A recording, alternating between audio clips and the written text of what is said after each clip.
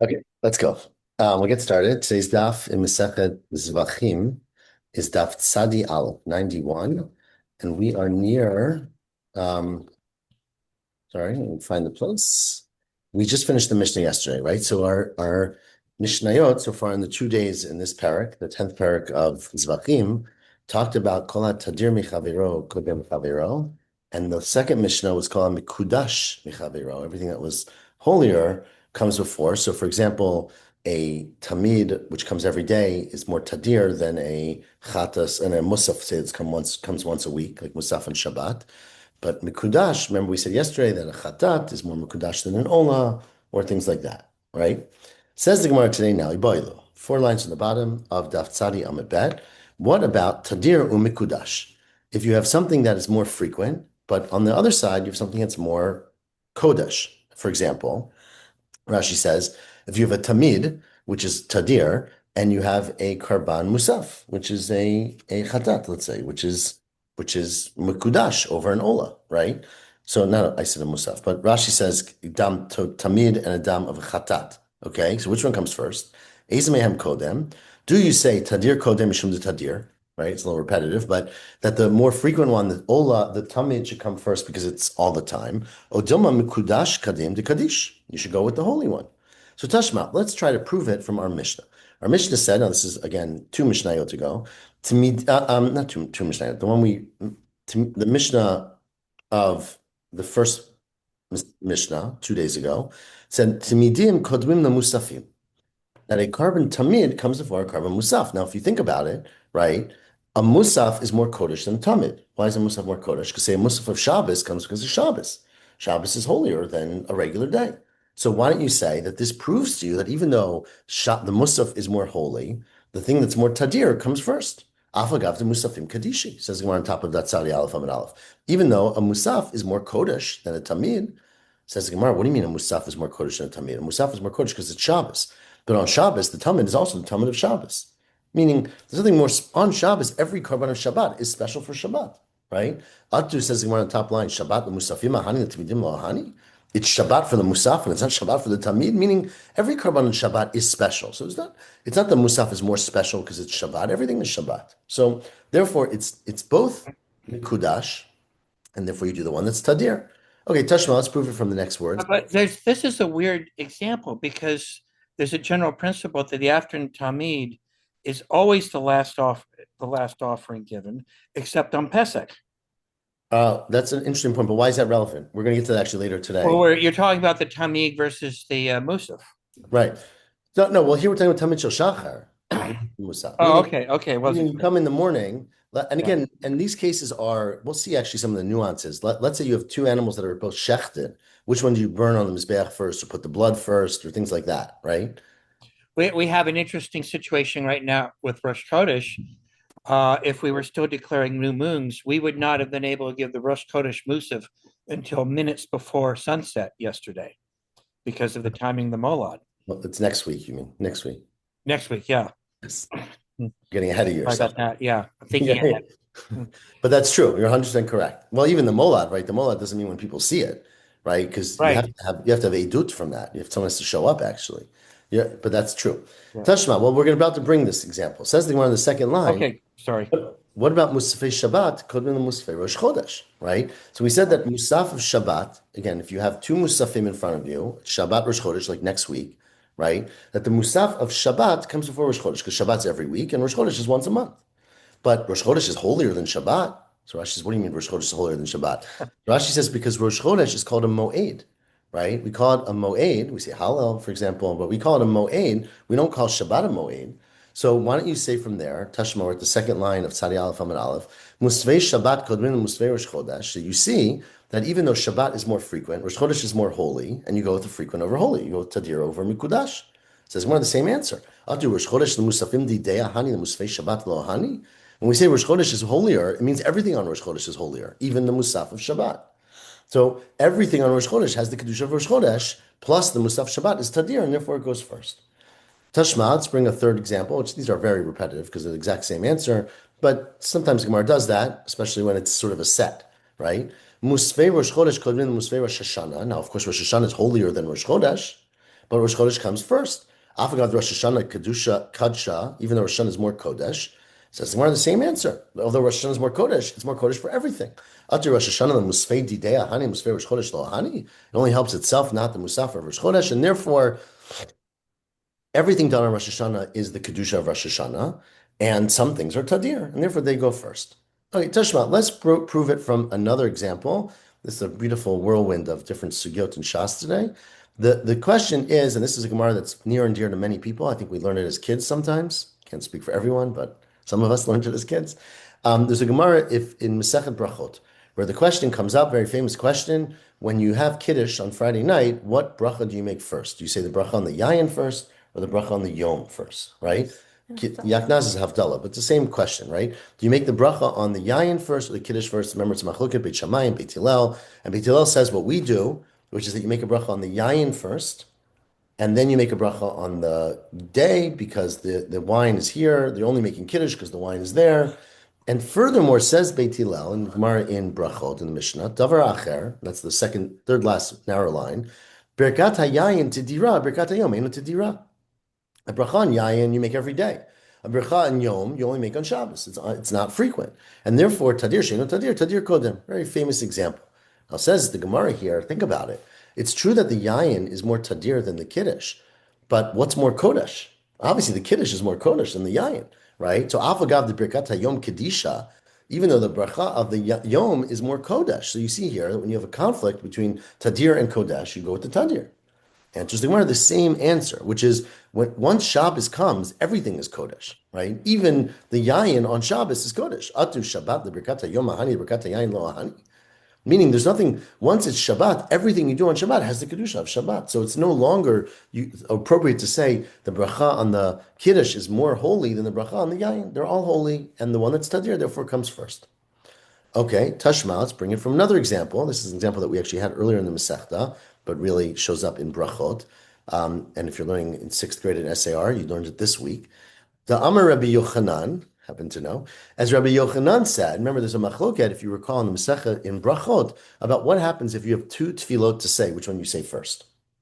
So the classic example in the Gemara, it's a Mishnah, it's a machloket in the Mishnah, is that if you have Musaf and Mincha, right? There's a machlok about when you could daven musaf. Let's say you could daven musaf kol hayom, all day long, and then you don't daven musaf in the morning. You skip shul, and it's mincha time. You have an opportunity to daven mincha and an opportunity to daven musaf. Which one comes first?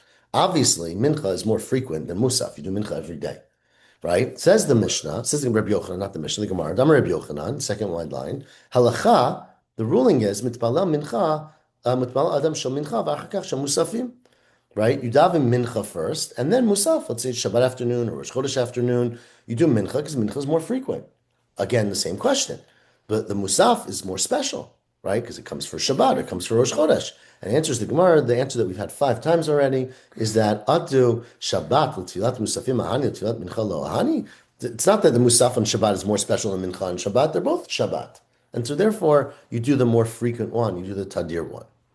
Tashma, now we bring a proof from our Mishnah. And now I have to apologize because I explained the Mishnah last night, very late at night, in a way that is not consistent with Rashi. I told you what Tosfot says, but Rashi has a different pshat in the Mishnah, and there's a reason why Rashi doesn't. He justifies it, and he screams at those who don't like his pshat, which is that there's a Tosefta in Zevachim which says what Rashi says. So actually Tosfot, which is the way I explained the Mishnah yesterday, has to argue that our Mishnah is one opinion and the Tosefta is a different opinion, and that we're actually quoting the Tosefta. But yesterday we had a case in the Mishnah which it said, remember that a karban, chatat, and an asham come before a shlamim, right? But we said, what if you have a shlamim from yesterday and a chatat from today, right? So we said if the shlamim is from Sunday and the chatat is from Monday, what do you do first? So I gave the example that Tosfos gives, which is that because we're worried about them, it's already been shechted. We're talking about eating the meat, and your meat's going to run out of the shlamim because the meat can be in for 2 days and one night, meaning till Monday night. The chatas meat can be eaten for 1 day and one night, meaning till Tuesday morning. So you do the one that you can eat first. That's how Tosfos explains the Mishnah. There's a Tosefta in Zevachim which says something very different, and Rashi says our Mishnah is actually talking about the same thing as the Tosefta. And Rashi says the case in the Mishnah is referring to where you brought a shlamim on Sunday and you didn't shech the animal. They ran out of time, and they said, come back tomorrow morning.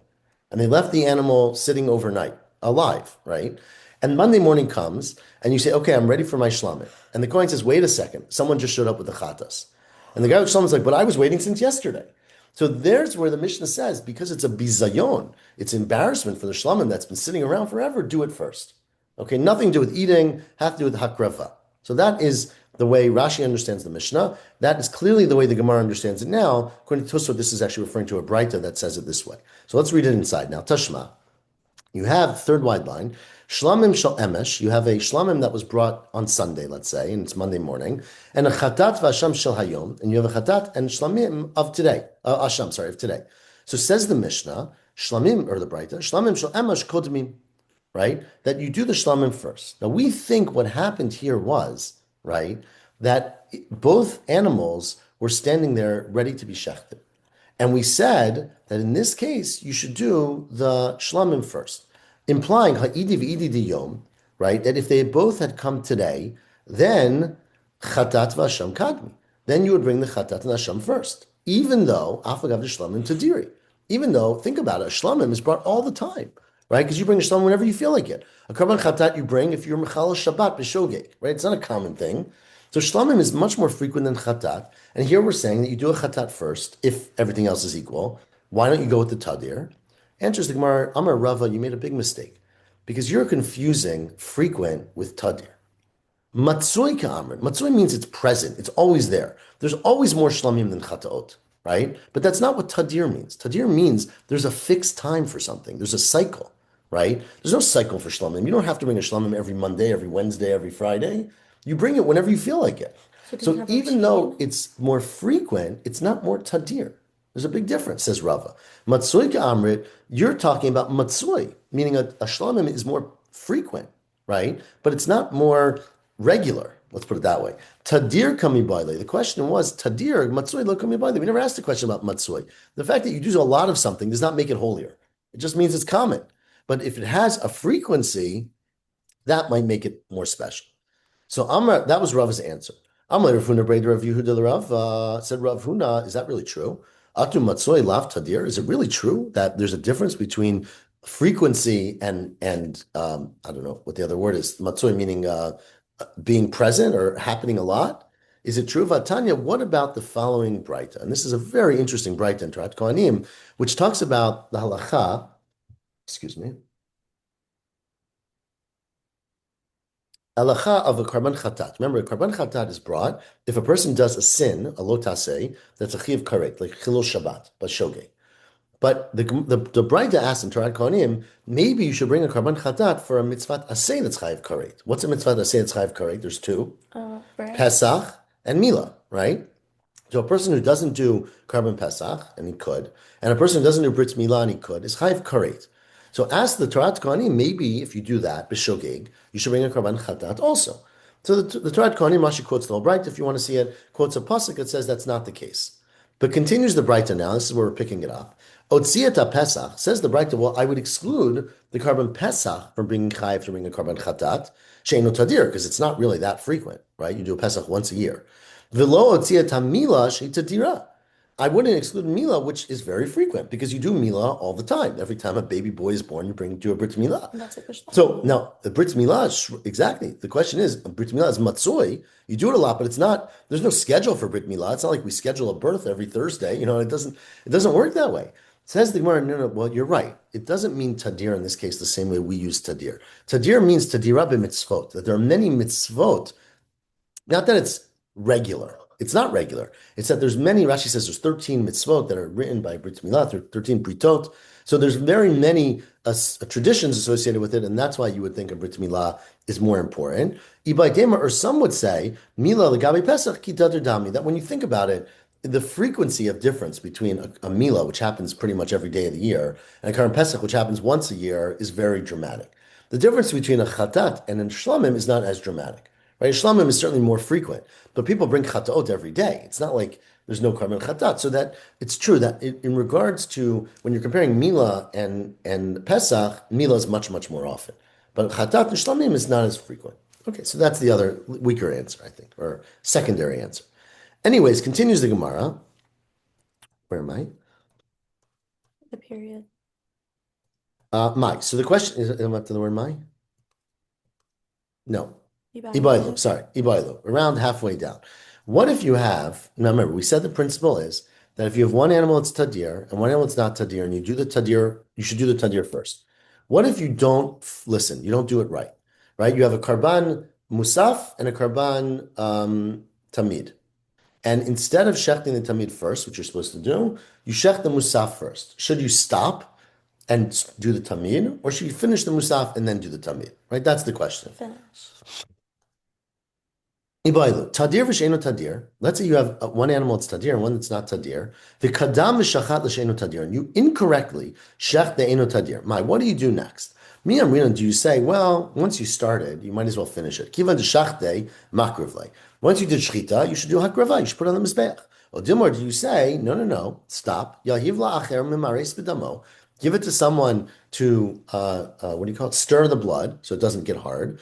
Ad demakriv the tadir. Then go bring the karban that's tadir, the ola, the tamid, and then hadar makar l'shenu tadir, and then finish the karban. So do you stop in the middle? Says Rav Huna Misura, I've got a beautiful proof to you from the Mishnah, or the Braita, depending on how you understand. Tashma said in the Mishnah. I'll go with Rashi.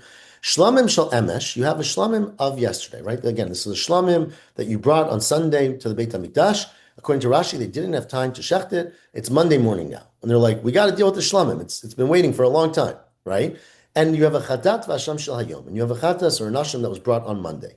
Says the Mishnah, shel emesh kodem l'shel yom, right? That the one from yesterday is supposed to come before the one of today, implying hadiyom dumya de emesh. Now let's say you have one that was brought today, but similar to yesterday, meaning you have on Monday a shlamim and a chatat, but it's similar to yesterday, meaning hechidami, the kadem shachti the shlamim, you shechted the shlamim first, right? So we think what that means is that what the Mishnah was saying is that you did the shechita of the one from yesterday, and if let's say, and that's only that you do the hakrava because it's the one from yesterday. But if you had brought it today, meaning the Mishnah was saying that on Monday morning you shechted the shlamim and you have a karban chatat, and you say, wait a second, the chatat is supposed to go first, finish the shlamim. But if you had brought the shlamim on Monday and shechted it, you would stop the shlamim and do the chatat and not finish the shlamim until after the chatat. So that should be, presumably that's the case. We're going to ask why in a second, right? It must be the kadem shachte l'shlamim, and in that case, still, even though you shechted the shlamim first, since you weren't supposed to, chatat v'asham katmi. You stop it and you do the chatat and asham. Says well, you just made a big assumption here that you're talking about a case where you already shechted the shlamim, right? Why'd you make that assumption? Dilma, maybe the case is shlamim de emesh v'chatat v'asham diyom heichi mishkachatla. Maybe the case of the shlamim of yesterday and the chatat and asham of today, where the Mishnah said, do the shlamim first, it's talking about a case where you shechted both. The shechtinu tervayo. You shechted both animals. So now the question is, which one gets sprinkled on the Mizbeach first? Says the Mishnah, do the one from yesterday because it feel bad for it. It's been waiting a long time, right? But if it was today and you did them, they were both shechted in front of you, you would do the chatas because it's already shechted. Avalo shechtinu tervayo tibalach. But if you didn't shecht both of them, our question remains. What happens if you do shechita of one, the other one that's supposed to come first is sitting there unshechted? Do you stop with the one and check the second one, or do you finish the first one? We don't know the answer yet. So Tashma, we're going to quote a lot of the Braita that we had earlier today to try to prove this. So what's the first example of Kiddush on Friday night? Davar acher, now again, we're quoting Beit Hillel here. Birkat yain tidira, birkat hayom eno tidira, that when you have the bracha of wine and you have the bracha of what's called Shabbos, the bracha of wine is frequent. You do it every day. The bracha every time you drink wine. The bracha of Yom is only on Shabbos. Do the tadir thing, right? The tadir shenu tadir kodem. Now, the question here is, think about it. What came first, Shabbos or wine? The second you lit candles, the second it got dark, Shabbos started. So the kedusha of Shabbos came first, right? And then you brought wine out for Kiddush. So why don't you say this is a case where tadir shenu tadir, but you already started the other one. You already started Kedushat Shabbat. It's like Shabbat was shechted, right? Say Shabbat is the shlamim. You shechted it already. It started, and then you brought the chatat. So why do you say tadir, shenu tadir, if you already started the other one? It says, well, that's a little bit fanciful, right? Because the truth is, where am I? Achanami, kivan da'atyan, since now sitting in front of you at Friday night Kiddush, you have wine and you have Shabbos, they're both shechted in front of you, meaning they're both ready to go. Kiman de shachti tervayo dami. It's not, even though Shabbos started first, At this moment, when you're making your decision about which bracha to make, it's like they're both in front of you, ready to go. Tashma, okay, let's bring another proof from the other bright that we quoted earlier. Rabbi Yochanan said, right? You daven mincha and then musaf. Now again, the same principle, right? Because when did the chiyuv of musaf start? It started in the beginning of the day, right? The chiyuv of mincha only starts in the afternoon. So when you come now to daven mincha, one thing already happened. The musaf is already there. So it's as if the musaf is already shechted, right? And the mincha is not yet shechted. So why don't you say in that case, even though mincha is more tadir, you should do the musaf? Interesting, the same answer. Since right now the question is in the afternoon, when it's time for mincha, they're both ready to be done. They're both ready to go. I'll put it that way, right? It's as if they're slaughtered, meaning you're ready to daven mincha, you're ready to daven musaf. It's not a question of stopping one and doing the other. I have another question from a Gemara that Charlie alluded to earlier today. I don't really know how you came up with this, Charlie, but you did, right? Says the Rav Ashi the Ravina, what about carbon pesach? Now, as we just heard, it says by carbon pesach, v'shachtu oto bein ha'arbayim, right? You have to shech the carbon pesach in the afternoon. Now, as Charlie alluded to, and we'll see in a second, you're supposed to do the Pesach as the last thing. You're supposed to do the Tamid up to Bein Harbaim first, right, at 7.5 hours, and then do the Carbon Pesach all afternoon, right? Says the Gemara, this is a Braita, Shachtu Kodim Chatzot, if you shech the Carbon Pesach in the morning, puzzle, it's not kosher, you got to do it over. And you wasted your animal, right? Because you have to do it in the afternoon. Now, what if you did it before the Tamid? Now, you're supposed to do it, like I just told you, after the Tamid. But what if you waited till the afternoon, but you shechted your carbon Pesach before the Tamid? You were so eager. You couldn't wait, right? And you shechted your carbon Pesach before the Tamid. Says the Braita, kasher. The carbon Pesach is okay, but you shouldn't sprinkle the blood. Yehei mimares b'damo ad yizrok hadam. You should, what's it called? You should mix the blood, thank you, so that it doesn't get hard. Let them finish the Tamid Shel Bein Harabayim, which is supposed to go first, and then go back to your Pesach. So you have a beautiful proof from here that even though you did the thing out of order, you stop and you do the proper thing, right? Hacha b'mayaskinan. It must be, for example, sorry, so that's the proof. Answers the Gemara, that's not a good proof because we can be talking about a case where you shechted the Pesach and you shechted the Tamid. So it's not a question of, do you stop the Pesach, shech the Tamid and finish it? The Tamid was already shechted. So if it's already shechted and the blood's ready to go, everyone agrees that that blood goes first, right? Talking specifically where the Tamid was already shechted, and what we're telling you is, don't sprinkle the blood of your Pesach, sprinkle the blood of the Tamid. Anyone who read the Mishnah would have known that right away, as everyone here in this room probably felt. Tiktani, because the words in the Braita were Ad Yizrok Hadam, until you mix the Pesach, until you sprinkle the blood of the Tamid. It doesn't say until you shecht and sprinkle the blood of the Tamid, right? V'lo Ad Yishchot v'Yizrok Dam. Shema mina that you've already shechted it. And we're saying is don't sprinkle the blood of the Pesach before the blood of the Tamid. But we do not have a resolution. So we end up with an open question. What happens if you go out of order? We don't yet know, and we will not know what to do. The final thing in the Mishnah was that the Kohanim can eat the food any way they want. They can put ketchup on it or tavlin or spices, etc. Says the Gemara, Kohanim Rashayim leshanot ba'achilatan, my taima, Amar Kra lemashcha. It says you do it for mishicha. Mishicha means to lift something up. Ligedula kederach shamalachim ochlim. You eat it the way the kings do it, which maybe is not ketchup, but at least with spices, right? So you don't have to eat meat raw or plain. You can make it fancy, like a fancy restaurant. Really nice sauces. Okay. Continues the Mishnah on the bottom of Tzani Aleph, Amud Aleph. I'm a Rabbi Shimon. Says Rabbi Shimon, I want to tell you something very interesting. Rabbi Shimon, I'm going to give it away, even though maybe I shouldn't do that. Rabbi Shimon is telling you in a fancy way that you're not allowed to give a gift of oil to the Beit HaMikdash. Meaning such a thing does not exist. You cannot walk up to the Beit HaMikdash and say, I harvested my olives this year. I've got tons of olive oil. I'd like to donate this to the Beit HaMikdash.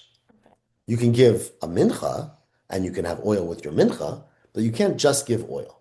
And the way Rabbi Shimon teaches you that halacha is by telling you an interesting detail. Says Rabbi Shimon, you go to the Beit HaMikdash and you see that they're passing out oil, right? They're giving the Kohanim the olive oil jar. Pour this on your salad. Put this on your meat. You should know, ain't tzarich l'shol mal. You don't have to ask where that oil came from. Because the only place the oil could come from, El is motarik, he came in Achot Yisrael, Veluk Shemen Shel Mitzora.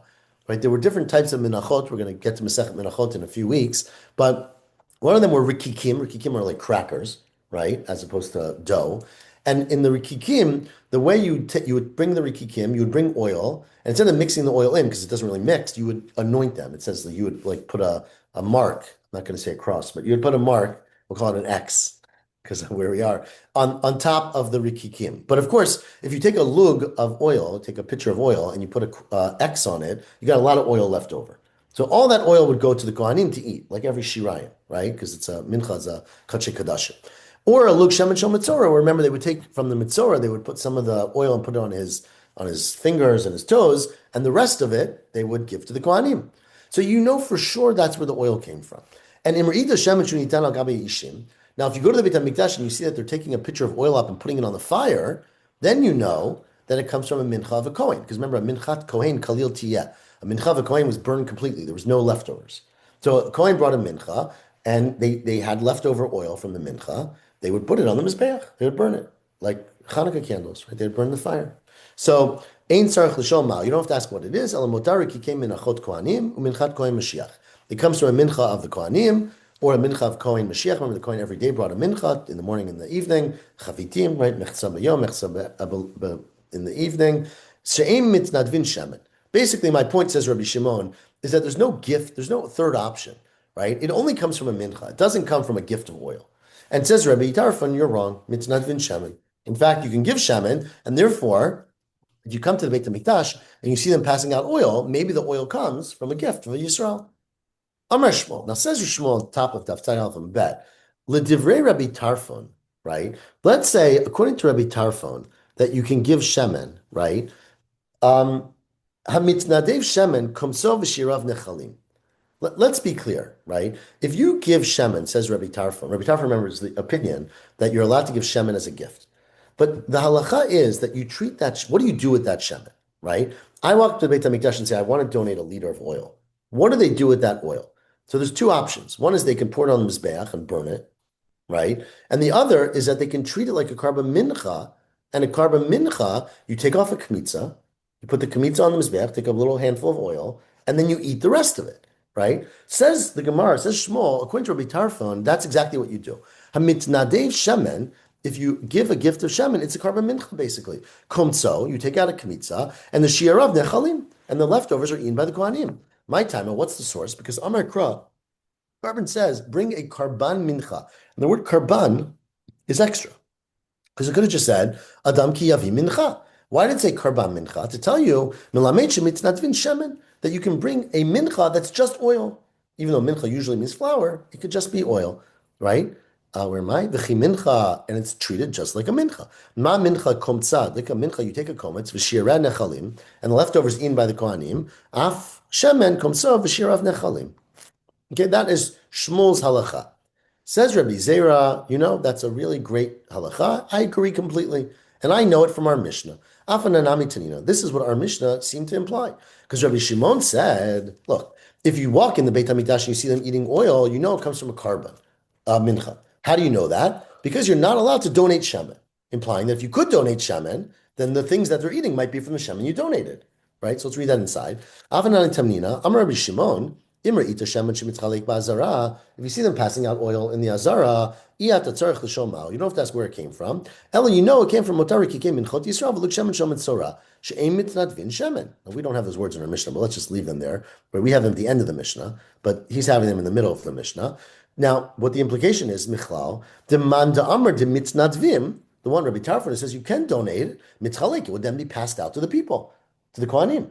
In which case, if you saw the Kohanim eating shemen, it could have come from three sources: the rikikei shemen, the lug shemen shel mitzora, or a gift of shemen from Yisrael. Okay, so let me say it again then, because the whole point of the Mishnah was Rabbi Shimon made it sound like if you're walking through the Azara and you see them eating oil, you know it came from one of these two sources.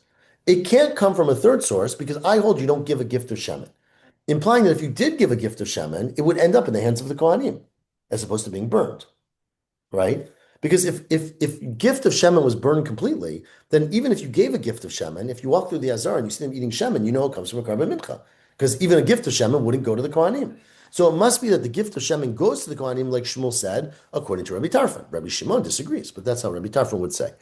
Says the Gemara, well, that's a really nice proof, says Abaya. But if you read the rest of the Mishnah, then it goes against what you're saying. Amalei Abaya ema seifa. Look at the end of the Mishnah. The end of the Mishnah said, "Imra'ita shemen sheitana gabi ishim." If you see oil put on the fire, you know that it came from extra oil from a mincha of the rikikim, but implying that a donation would not end up on the fire. Well, so this implies, right, that a donation, because you can't make a donation, it won't end up on the fire. But if you could make a donation, it would end up on the fire. Right? So ask Shmuel, it says in Rita Shem Ishim, you don't have to ask where it came from. It only comes from Motariki came Minchat Kohanim and Minchat Kohen Mashiach. She'ein mitnat vin shemen. Because there's no such thing as a gift of shemen. Michlal, that's where our Mishnah does use the words. Michlal, that implies, says Shmuel, Abaya, Dilamanda Amra mitnadvim kula liishim. That if you did give a gift, it would end up on the fire. So the only way you know that what's going on the fire is not a gift, because you don't give gifts. But if you did, it would go on the fire. Says Gemara, this is very problematic. Abaya, and now we're giving Abaya an opinion that the oil that you donated gets burned completely. And the first opinion of, what was his name? What was Rabbi Shmuel, but Rabbi Zera, in the name of Shmuel, or like Shmuel, is that you use it like a mincha and you give some of it to the Kohanim and you burn the komets on the Mizbeach, right? So says the Gemara, the Mishnah doesn't make any sense according to both, right? Because the Abaya Kasha Resha, according to Abaya, that you burn the oil, the Resha implies that you eat it. The Rabbi Zera Kasha Seifa, because Rabbi Zera says you eat the oil and the Seifa implies that you burn it. So Bishlam Rabbi Zera, it's not a problem, because Rabbi Zera says that you take a komets, you put it on the Mizbeach and you eat the rest. So you burn some and you eat some. So the whole Mishnah is perfect. Reisha b'shirayim, the Reisha that says you eat it is talking about the leftover, and the Seifa is talking about the komets, which you burn on the Mizbeach. El Abaya Kasha, according to Abaya, it's a big problem. Because according to Abaya, really, all you do with oil that's donated is you burn it, which is what the Seifa implies, but the Reisha makes no sense. Says Abaya, you're right, the Reisha makes no sense. But sometimes the Mishnah wants you to be symmetrical. It's alliteration, it's poetry. And so Tana Reisha Atu Seifa. It says it in the Reisha because it's true in the Seifa. It says about it's only true in the Seifa. That the only way that you know if oil is being burned on the Mizbeach, it's not from a gift, is because you can't give gifts, according to Rabbi Shimon. If you could give gifts, it might be oil being burned on the Mizbeach. The Reisha, which implied that the only way you know that Kohanim eating the leftovers are a mincha and not a gift, is wrong. It just said it that way because the Seifa says it. So we want to say it in the Reisha, Atu the Seifa. So Tana, let's read that inside. Tana Reisha Atu Seifa. Says that, I'm much more used to the concept of Tana Seifa Atu Reisha, right? Where you started off with a word and you said the same word in the end because you started with it. So Mishlama Seifa Tani Mishum Reisha, but Ela Reisha Mishum Seifa Mitani. Do you ever say, we're going to say this in the Reisha because later we want to say it in the Seifa? That's exactly it. We think the Mishnah was written line by line. The Mishnah was written as like a novel, right? You thought of the whole picture before you started. You know that you're going to say this in the Seifa, and therefore you say it in the Reisha so that you have parallelism in between it. So in fact, Amri ben Marava, they said this in Eretz Yisrael, Tana Reisha Mishum Seifa, that very often a Tana will say something in the beginning, not because it's true, or not because they need it there, but because they are going to say it later and they want to keep it symmetrical. So therefore, that would be Shmuel's explanation of the Mishnah. Tashma. Now we are at the third to last narrow line. Again, I'll just remind everyone, in case we got confused by that, right? The Mishnah had brought a machloket between Rabbi Shimon and Rabbi Tarfon as to whether a person's allowed to donate wine. Rabbi Shimon said you're not allowed to donate wine. You can donate a mincha, and you can give wine with, not wine, I said wine, oil, whether you can donate oil, right? According to Rabbi Shimon, you cannot walk up to Beit HaMikdash and say, here's a donation of oil. You can give a korban, you can give a mincha with flour, you can add oil to the flour, you can add oil to your animal. Remember, you bring nisachim, right? But you cannot bring oil alone. According to Rabbi Tarfon, you can. Now, the question was, if you do according to Rabbi Tarfon, what happens to that oil? So Abaya seemed to say that oil is a korban, you bring it on the Mizbeach, and you burn the whole thing up. And Rabbi Zera said that's ridiculous. It's a mincha. And like every mincha, you take out for kmitza, you put it on the Mizbeach, and the leftovers go to the Kohanim, okay, to eat with their food. Says Gemara, well, let's try to prove it from a different case of giving a gift of wine. Okay, now in the Gemara in Menachot, we're going to have soon, Rabbi Akiva says you're not allowed to give a gift of oil. but you are allowed to give a gift of wine. Okay, you walk up to the Beit HaMikdash and you say, "I've got 5 bottles of beautiful wine. I'd like to donate this to the Beit HaMikdash." What do they do with that wine in the Beit HaMikdash? So I don't want to give it away, but no one says that the Kohanim sit back and drink it, right? That's not an option. So what do you do with that wine? So Tashma, let's read the bright. Yayin, Kedivri Rabbi Akiva, what you do with it is l'sfalim. You pour it down into the chain. You remember they had the pipes in the Mizbeach where they would pour the wine. You pour the wine down the pipes like you would do with Nisachim.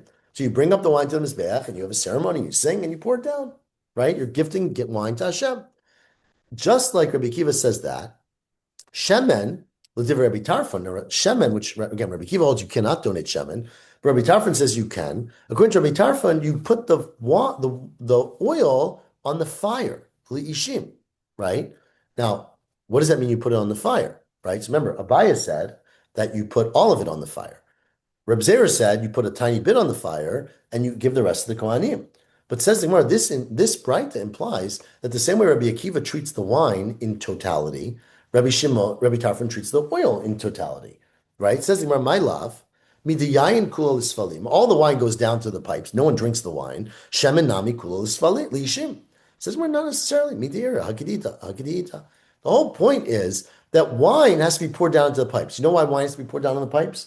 Because if you put wine on the fire, it's not going to help the fire, right? Oil, if you put oil on the fire, it'll help burn the fire, right? You can burn oil, you don't burn wine, right? And so the wine has to be poured down and the oil can be put on the fire.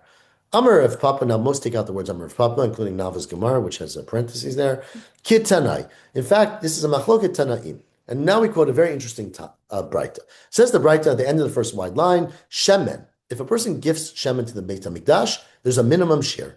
Lo yivchot mi lug. Has to be at least a lug of shemen. Charlie knows how many ounces that is, but it's a lug of shemen. Okay. Rebbe Omer shloshet lugin. Has to be 3 lug, right? Now remember, Rabbi Shimon says you can never gift oil, but according to Rabbi Tarfon that you can. The machlok in the Braita is whether it's a lug or 3 lugin. What's the machlok? So Amru Rabbanan Kamei of Papa. Well, the machloket is how do you compare oil to its source? What's the source that you can bring oil in Mizbeach? Mincha. From mincha. Now mincha is flour, right? It says where don mina umina, don mina vuki batra ikabenayo. Whether you can learn from oil, from flour, from mincha, and then compare it to mincha, or you learn from mincha and then compare it to oil, which is brought as nisachim, right? Let's read that inside. The Rabbanan Savri, the Rabbanan, the Tanakama holds don mina umina. You learn from mincha and you follow up with all the rules of mincha. Right? What does that mean? Where am I? Ma mincha mitznadvim. Just like you can give a mincha, you can give shemen. Av shemen mitznadvim. That's the principle, right? From Zot Torata mincha. But umina, then the next rules flow from that. Ma mincha lug shemen. Just like a mincha, the minimum size of a mincha is a lug shemen, as the pasuk says. Af kan lug shemen. Uma mincha komtza. Just like a mincha, the process is you take a kmitza and you put it on the mizbeach and shira nechalim. And the leftovers eaten by the Kohanim, af shemen, or by the owner, but is eaten by somebody. Af shemen komtza v'shira nechalim v'idach, right? And says the Rabbi Yehuda Nasi, Rabbi mincha, that no, you learn from a mincha to tell you ma mincha mitznadvim. A mincha can be given so to af shemen mitznadvim. But then you apply rules of wine, not wine, rules of oil to the oil. Uki ba'atra kin nisachim. Nisachim shloshet lugim. When you talk about the nisachim, the smallest size of nisachim was a revi'it tahin, right? For a sa'ir, for a keves, right? Chatzi tahin, shishit tahin, revi'it tahin. Hin is 12 lug. So what's a quarter of 12? 3. 3, very good. Af, just like a nisachim, the smallest is 3 lugin. Af shemen shalosh lugin. And now when you compare it to itself, ma nisachim kulan lisefalim, av shemen kulan liishim. Just like nisachim, you pour the whole thing down the pipes. So too, by the oil, you put the whole thing on the fire. This is exactly what Abaya said, that you burn the whole thing. So that's a good proof from a Braita. Says Rav Papa, and this is why we took out Rav Papa before, because now Rav Papa speaks up. I'm only Rav Papa Labaya. Well, that's a great proof, but you're wrong. Because imi mincha maitila Rabbi, if the source for the halacha that you're allowed to give a gift of oil is from the word mincha, then everything you just said is correct. That the machloket is, do you compare it to mincha entirely, or do you compare it to mincha only for one detail? But the fact is that that's not true, because if that was the case, Rebbe would have said, Kuliyama domina amina. Everyone would have said that you compare it to mincha, and you take a kmitza and eat the shirayim. Ela Rebbe mi ezrach gamarla. Rebbe has a different source that you're allowed to bring a carbon that's a gift of only oil. And so the word ezrach, it says in the pasuk, Kol ezrach yaseh kacha, and the word ezrach means anyone. So basically, anyone who can do it includes an ezrach. So Charlie, we'll look at that in a second. Let's just finish the Gemara. Amle Rafuna, Breder of Natan, Rav Papa. That's a great explanation. That Rebbe argues because he has a different source. So that the Tanakhama learns from the word mincha, and therefore you treat it like a mincha. Rebbe learns the word ezrach, and therefore you treat it unlike a mincha. But it's wrong. Mi matzad amar hachi. Can you say this? Atanya, there's a beferish brisa which says the following: Karban mincha. The pasuk says, "Zot Adam ki yakriv karban mincha." What's the word? Adam nefesh ki takriv karban mincha. Says the Braita, Nelamed, the extra word karban teaches you shemitznadvin shemen, that you're allowed to give a gift of shemen. Vikama, how much? Shlosha lugim. Now, Rebbe is the one who said shlosha lugim. You're telling me that Rebbe learned it from a different source, from Ezrach, right? Clearly, you're wrong. Man shamli damar shlosha lugim Rebbe. Vikamaiti lemi karban. Said Rav Papa, okay, Amalei Tanya Tanya. You're right, I tried, but it seems like the sources do not agree with me. So in fact, you are correct, and I am not correct. I think I'm going to stop here. I know it's a little early. You want to do a few more lines? How do we feel? I can continue. All right, let's do a few more lines. What I posted was just different opinions on Shirim. Give us the Cliff's Notes. Oh, Too complicated? there are a lot of different opinions on how big Logan everything else is, and this is a compilation of them. Okay, great. I'll have to look at it. I'm going to download For what for it's worth, Rabbi Linzer says we should follow Rabbi Chaim Noah. Okay. Okay, well, I'll look at it later. But let's do a few more lines. I got to run and try to get to the airport if the Okay. classes are going. Okay. Tanya.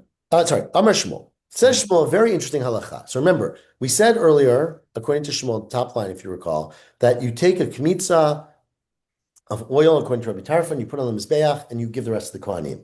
What if you give a gift of wine? What do you do with the wine? So we said before that you pour it down the pipes. But it says Shmuel, not so simple. Amar Shmuel, hamitznadev yayin. If a person gives a gift of wine, you know what you should do? Maybe mizalfal gabi ishin. You in fact should sprinkle it on the flame. You should take wine and do like this, like when you wash your hands, right? Sprinkle it on the flames. Mizalef is like a sprinkle, right? My taima, amar grav yayin takriv lenesach chatziyayin. It says takriv. Takriv means hakrava, means burning it on a fire. So you should take the wine and you should put it on the flame, right? Ask the Gemara, that sounds ridiculous. How come michabe? You're putting out the flame. And if you recall, the Torah says there should be a fire on the Mizbeach, lo tichbet, a lo taseh. You're not allowed to put out the fire on the Mizbeach. Right. Answers the Gemara, well, not really putting out the fire. I mean, you're just diminishing it a little bit. Kibud b'miktzat, lo shmei kibud. It's partially going out because it's a little bit of flames, but it's not the whole thing going out. So you're not extinguishing the fire. You're not pouring a jug of oil on top. Of wine. You're sprinkling a little bit of wine. Ask him, is that true? Eini v'amar Rav Nachman amar Rabba bar Avua. But didn't Rav Nachman say in Rabba bar Avua that hamorid gachelet mi'agabi mizbeach? Let's say a coal comes off the mizbeach. It's sitting on the floor. You're like, everyone's going to step on this and burn themselves. The kiva, and you put it out. You're chayav, right? It seems like that's only one coal. No, it means it was the last coal left. The leka Elohai. That's the last one. Ibait ema, or it's possible that the reason that Shmuel says you're allowed to, that you're allowed to you're allowed to sprinkle the wine on the Mizbeach is because kiboy de mitzvah shani, right? That kiboy of a mitzvah is unique, meaning you're not putting it out because you want to put it out. You're putting it out because you're doing a mitzvah of sprinkling wine on the Mizbeach. Tashma, let's try to prove it from, I'm going to do 3 more lines, but I really got to go. Tashma, the Tana Rebbe Lezer and Yaakov, Rebbe Lezer and Yaakov said, look, there's a mitzvah of Trumat HaDeshen.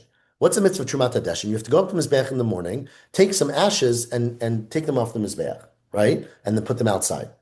Let's say you go up to the Mizbeach in the morning and there's no ashes. It's burning. The whole thing is burning. It's a wild flame, right? So what do? Elazar Rabbi Yaakov, Klapeshin Natnat Torah L'Trom. Since the Torah said you go up into Trumat Hadeshin, Yochel, you would have thought Yichabev Yitrom. So put out some of the fire, so you have ashes, and then take those. Take a jug of water, put them out at a corner, and take it out, right? But you're not allowed to do that. Amrit lo yichbed. Don't do that. Now, why is that a problem? According to Shmuel, if you're doing kiboy for a mitzvah, it's not kiboy. So this sounds like a great solution. Put out some of the fire, take some of the ashes, and do your mitzvah. This is where you're right, but there's an alternative there. What's the alternative? Shani hatam efshar diyativ v'natar. You can just sit and wait, right? The only reason you're in a rush because you got to get to, I don't know, to baseball or something, right? But sit down and wait for an hour, and the flames will go out. So you have a solution. But when you're talking about sprinkling wine, there's no solution. You can't sprinkle it tomorrow. It's going to put out the flame the same way as today. And therefore, Shmuel said it's okay because you're doing it for a mitzvah. We're going to stop here. But if you recall, the Braita we quoted earlier today made it sound like Rabbi Akiva said you're supposed to pour it down, not sprinkle it on the flame. And we're going to ask that on Shmuel in a minute. So Yasher Koach all. Happy Hanukkah, almost. And I guess we'll learn next Motzei Shabbat. It's going to be a tight Motzei Shabbat, but we'll figure it out. Safe travels. Thank you. Where are you headed? I'm going to Miami, but I got to get there. Yeah, it's yeah. What time's your flight? It's like 10:30-ish. Oh, wow, I good. go now. It's messy out there. Yeah, we'll see if I make it. If not, it's like the end of the world, to be honest. But okay. Good luck. Have a great week, everyone. Bye-bye.